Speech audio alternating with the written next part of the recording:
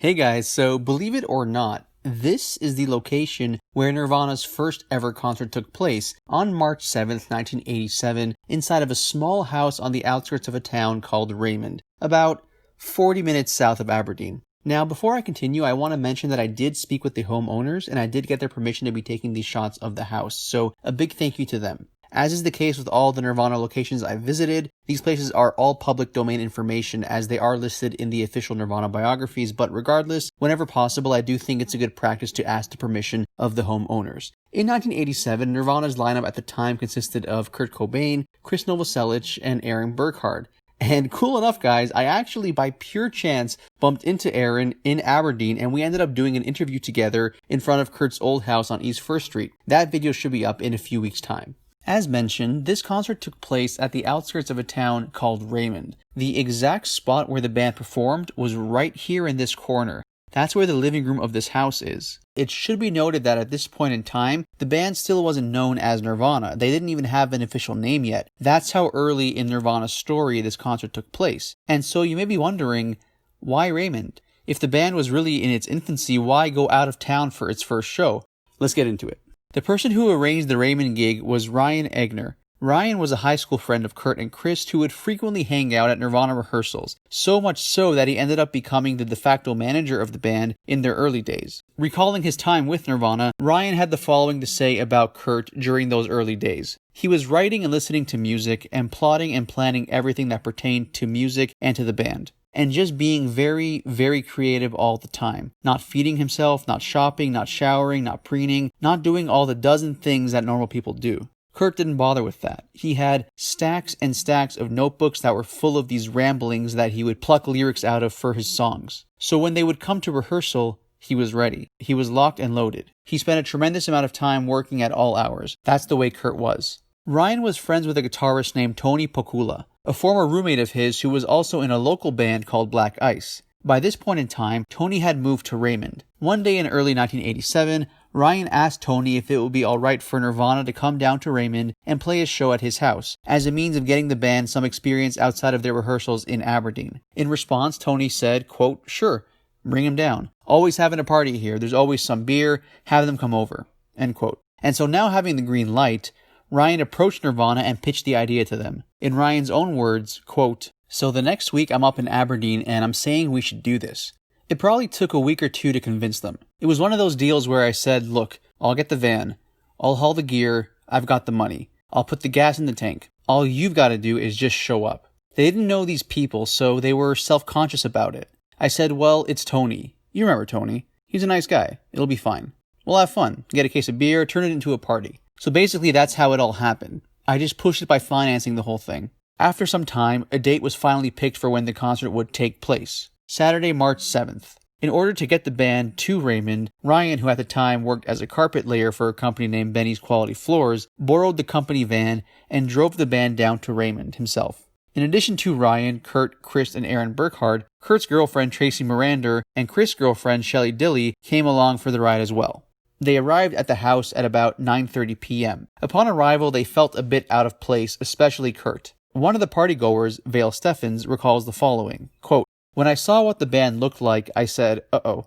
They looked very different from the crowd we hung out with." End quote. The attendees at the party were far from the punk rockers that the Aberdeen natives were used to hanging out with. Many of the people at the party wearing Led Zeppelin shirts with mullet haircuts. Inside the house, there was a Def Leppard poster, Metallica artwork. It was a very different scene than the one the band was accustomed to.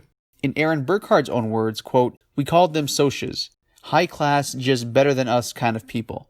End quote. Regarding the awkwardness of the situation, Ryan recalls the following. Part of it was our own fault because we dressed like bums. Tracy would wear kind of ratty clothing. Krist, who was able to socialize very well, would wear kind of weird, quirky clothes. Shelley's dressed all in black, and I'm wearing the black leather jacket, denim jacket jeans with gigantic gaping thrashed holes. My pants looked like that because I was a carpet layer, and then it was cold, so you'd wear these long johns. They were probably dirty.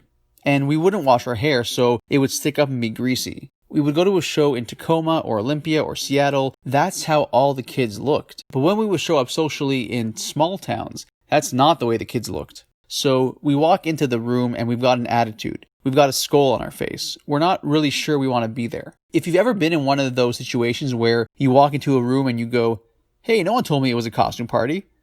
That's the way it was. And we feel awkward. We're waiting for someone to walk up to us and say, hey, you guys got here. We've been waiting for you all night. But that never happened.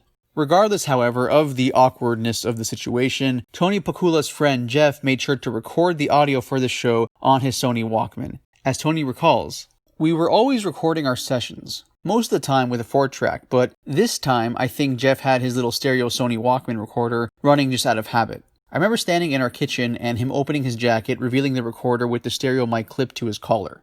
In addition to the audio recording of the show, there are a few photos of the show available online as well. In 2015, Tony's then 19-year-old daughter Maggie posted photos of the show online. In an interview with Rolling Stone, Maggie had the following to say: I had no idea that those were during Nirvana's first concert. My dad showed me them a while back, but he never mentioned that's what was going on in the photos. I found out because of all the articles. I didn't realize it was such a historical thing. I thought they were just cool pictures of my dad and Kurt jamming together.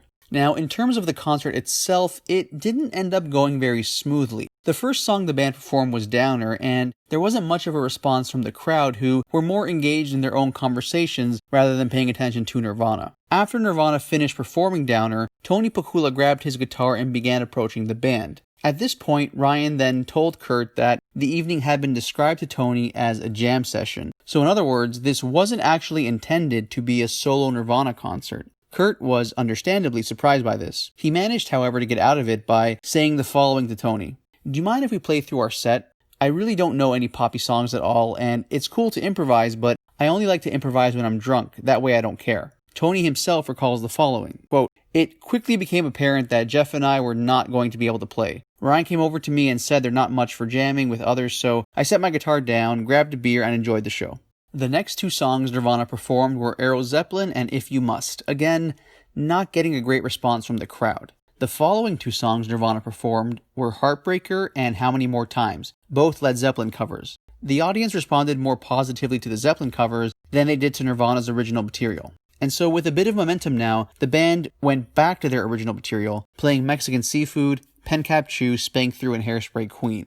By this point of the concert, things had really begun to go off the rails. Krist Novoselic had walked off from the performance area. When Kurt went to look for him, Kurt found Krist on top of Ryan's van, urinating on the other cars nearby. Aaron Burckhard recalls the following: I just remember getting really drunk, and Krist found some of that fake vampire blood and put it all over himself, and kept jumping through the living room window and running around back into the kitchen. So it was pretty crazy. Krist's girlfriend, Shelley Dilly, even ended up getting into a fist fight with one of the partygoers, Vale Steffens. The whole thing by the end of it had just gone completely sideways, but in a sense that's actually what the band wanted. In Krist's own words, instead of just playing the show, we thought, why not have an event? It was an event.